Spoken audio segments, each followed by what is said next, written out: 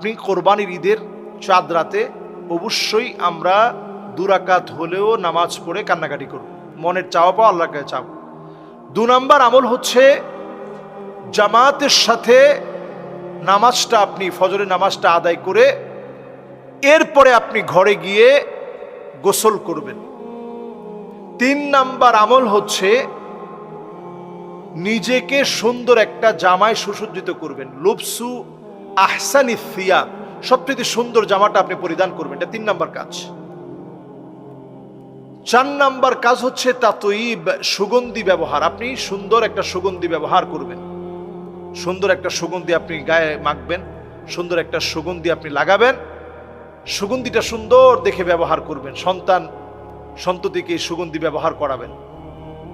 5 নম্বর কাজ হচ্ছে আমি ঘর থেকে না খেয়ে বের হব, অন্তত এতটুকুন করি, ঘর থেকে না খেয়ে বের হই।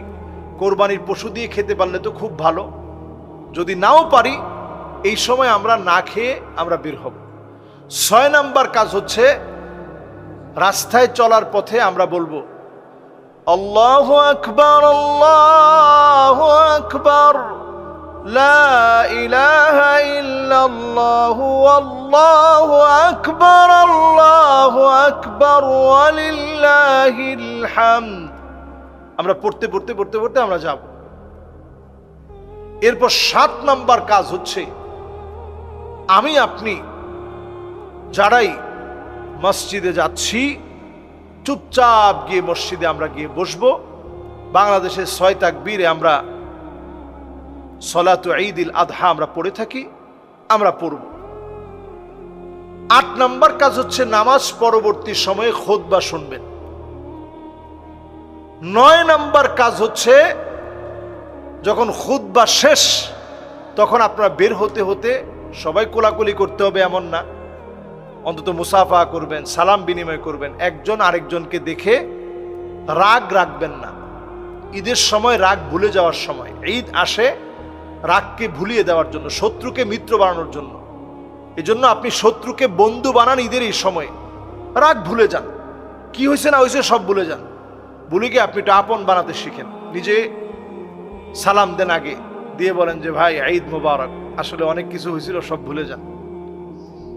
এরপর 10 নম্বর কাজ হচ্ছে আমি শব্দ চয়নে যদি ঈদ মুবারক বললাম অথবা তাকাব্বালাল্লাহু মিন্না ওয়া মিনকুম বললাম, তাকাব্বালাল্লাহু সালিহাল আ'মাল বললাম, কুল্লু আম ওয়া আনতুম বিখাইর বললাম। 10 নম্বর একটি কাজ হচ্ছে আপনি কুরবানি দিতে না পারলেও পশুর পাশে দাঁড়িয়ে যখন জবে করা হচ্ছে বিসমিল্লাহি ওয়াল্লাহু আকবার, বিসমিল্লাহি ওয়াল্লাহু আকবার, বিসমিল্লাহি ওয়াল্লাহু আকবার, আপনি বলার চেষ্টা করি। এটা একবার না বলি, একাধিকবার বলার চেষ্টা করি। বিসমিল্লাহি আল্লাহু আকবার, জবাই চলতেছে তখন আপনি বলতে থাকেন বিসমিল্লাহি আল্লাহু আকবার, বিসমিল্লাহি আল্লাহু আকবার, বিসমিল্লাহি আল্লাহু আকবার। এই যে বলতেছেন, আল্লাহ তাআলা কিন্তু এর দ্বারা অনেক অনেক অনেক সওয়াব দিচ্ছেন। এই আমলগুলো আমরা ঈদুল আযহা এই সময়ের সবচেয়ে বড় সুন্নাহসম্মত আমল বলে মনে করে এই আমলগুলো আমরা করতে থাকি। আল্লাহ রাব্বুল ইজ্জাতুল জালাল আমাদের ঈদকে কবুল করুক। সকলকে ঈদ মুবারক। তাকাব্বালাল্লাহু মিন্না ওয়া মিনকুম সালিহাল আমাল। কোরবানি যে আমরা করব, কোরবানির সাথে আকিকা করা যাবে কিনা? 3 নম্বর প্রশ্ন হচ্ছে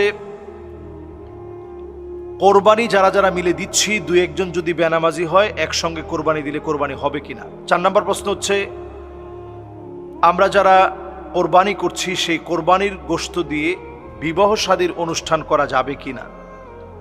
আরো অনেকগুলো প্রশ্ন যেহেতু কোরবানি রিলেটেড, একসাথে আমরা উত্তর দিয়ে দেই। 1 নম্বর উত্তর হচ্ছে কোরবানি ওয়াজিব ওই ব্যক্তির উপরে, যাকাত যার উপরে ফরজ তার উপরেই কোরবানি আবশ্যক। যদি আপনি যাকাত নাও দেন কিন্তু আল্লাহ তাআলা আপনাকে স্বাবলম্বী বানিয়েছেন, মোটামুটি আপনি সচ্ছলভাবে চলাফেরা করতে পারেন, আল্লাহ তাআলা আপনাকে সচ্ছল রেখেছেন, এমন ব্যক্তির উপরেও কোরবানি যদি সে দেয়, সে দিতে পারে, কোরবানি তার উপরও আবশ্যক, যদিও তার নেশাব পরিমাণ সম্পদ হয়নি। ফুকাহায়ে কেরাম এ ব্যাপারে বলেছেন যে সচ্ছল ব্যক্তি সে যাকাত দিবে। এরপরের বিষয় হচ্ছে কোরবানির গোশত দিয়ে আপনি যদি অনুষ্ঠান করতে চান, যে বিষয়টি জানতে চেয়েছেন, হ্যাঁ, কোরবানির বিষয় দিয়ে আপনি বিবাহ শাদীর অনুষ্ঠান হিসাবে আপনি অনুষ্ঠান করতে পারেন। বিবাহ শাদীর যে লোকেরা আসছে তাদেরকে খাওয়াতে পারবেন, কোনো অসুবিধা নেই। এরপরে যে প্রশ্নটি করেছেন যে কোরবানির গোশত কি 3 ভাগ করতেই হবে কিনা, হ্যাঁ 3 ভাগ করাটা হচ্ছে মোস্তাহাব। কেউ যদি না করে তার কোরবানি হবে না এমনটা বলার সুযোগ নেই। আমরা করার চেষ্টা করব, কারণ আল্লাহ তাআলা সারা বছরই আমাদেরকে কিছু না কিছু খেতে দেন।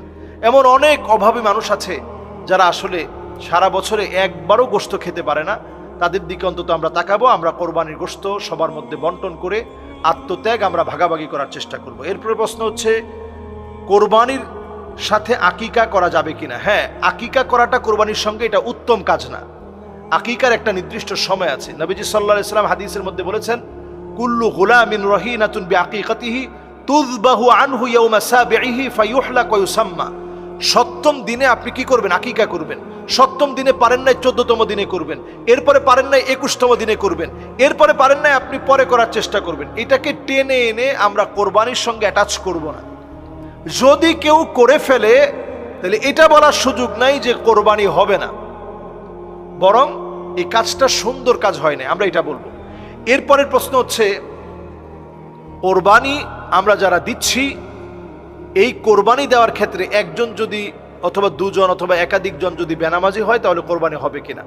আসলে আমরা কোরবানি দেওয়ার ক্ষেত্রে প্রত্যেকের ইনকামটা হালাল আছে কিনা বাহ্যিকভাবে এটা চিন্তা করব। প্রত্যেকে নামাজি কিনা এটাও আমরা চিন্তা করব, নেককার দিনদার কিনা এটা আমরা চিন্তা করব। কিন্তু সমাজে যদি এমন লোক পাওয়া না যায় তাহলে একেবারে ওই লোকগুলোকে দূর দূর করে আপনি তাড়িয়ে দিবেন। তারা কোরবানি দিতে যাচ্ছে, এটা একটা ফান্ডামেন্টাল ইবাদা, এবং এটা এমন একটা ইবাদা ওই লোকটাকে আত্মত্যাগ আর কোরবানি হয়তো আল্লাহ তাআলা এটার মধ্য দিয়ে শিখিয়ে দিবেন। কাজেই আমরা এটাকে ছোট করার মতো সুযোগ কিন্তু আমাদের নেই, সুযোগ কিন্তু নেই। আপনি ওই মানুষটাকে দূরে না সরিয়ে দিয়ে বরং আপনি তাকে বলবেন যে ভাই, একসঙ্গে যেহেতু আমরা কোরবানি দিচ্ছি, আসেন আজকে থেকে নিয়ত করে ফেলেন। আগে তো আল্লাহ তাআলা নামাজের কথা বলছেন, ইন্না সলাতি, এরপরে বলছেন ওয়ানুসুকি, এরপরে বলছেন ও মাহিয়ায়া ও মামাতি লিল্লাহি রাব্বিল আলামিন। আগে বলছেন নিশ্চয়ই আমার নামাজ, এরপরে বলছেন নিশ্চয়ই আমার কোরবানি, এরপরে বলছেন আমার জীবন, এরপরে বলছেন আমার মরণ লিল্লাহি রাব্বিল আলামিন, এই বিশ্বজাহানের প্রতিপালক আল্লাহ সুবহানাহু ওয়া তাআলার জন্য। কাজেই যেহেতু নামাজটা আমরা পড়ছি, আমরা কোরবানিও করছি, ভাই যেহেতু কোরবানি দিচ্ছেন আসেন নামাজটাও পড়ি, এরকম একটা দাওয়াত আপনি দিয়ে দেন। একেবারে যদি আপনি হিট করে বলেন না ভাই আপনি বেনামাজি, আপনার সঙ্গে কোরবানি দিতে পারবো না, তাহলে আপনার কোরবানির 12টা বাজায় ফেলবে। এই জন্য এটা আমরা বোঝার চেষ্টা করি। এরপরে প্রশ্নটা হচ্ছে যে কোরবানির যারা আমরা কোরবানি দিচ্ছি, যদি মৃত ব্যক্তির নাম কোরবানির মধ্যে থাকে, ধরেন আপনার বাবার নামে আপনার দাদার নামে আপনি একটা ভাগ রাখলেন, 7 ভাগের 1 ভাগ আপনার দাদার নামে আপনার বাবার নামে অথবা মৃত মায়ের নামে আপনি যদি দেন তাহলে কোরবানি হবে কিনা। হ্যাঁ, কোনো অসুবিধা নাই, এটাও আমরা করতে পারি। তবে এটা খেয়াল রাখতে হবে মৃত ব্যক্তিদের সংখ্যা জীবিত ব্যক্তিদের চাইতে যেন কম হয়। আমি আবার বলছি, যেমন আপনারা 7 জনে মিলে কোরবানি দিচ্ছেন, 6 জন তারা আলহামদুলিল্লাহ জীবিত আছেন, আর 1 জন মৃত ব্যক্তির নামে আপনারা কোরবানি দিলেন। এইভাবে করে আমরা দিব। এমন যেন না হয় যে 5 জন মৃত ব্যক্তির নামে দিলেন আর 2 জন আপনি জীবিত ব্যক্তির নামে দিলেন, জীবিত ব্যক্তির নাম যেন বেশি হয়। ফুকাহায়ে কেরাম এই বিষয়টাকে প্রাধান্য দিয়েছেন। এই বিষয়গুলো খেয়াল রেখে শেষ যে প্রশ্নটা কোরবানি নিয়ে, সেটি হচ্ছে কোরবানি করার সময় আমরা প্রত্যেকেই কি বিসমিল্লাহি আল্লাহু আকবার বলবো কিনা। হ্যাঁ, আমরা প্রত্যেকেই বিসমিল্লাহি আল্লাহু আকবার অথবা বিসমিল্লাহি আল্লাহু আকবার প্রত্যেকে আমরা বলার চেষ্টা করব। আসসালামু আলাইকুম ওয়া রাহমাতুল্লাহি ওয়া বারাকাতুহু।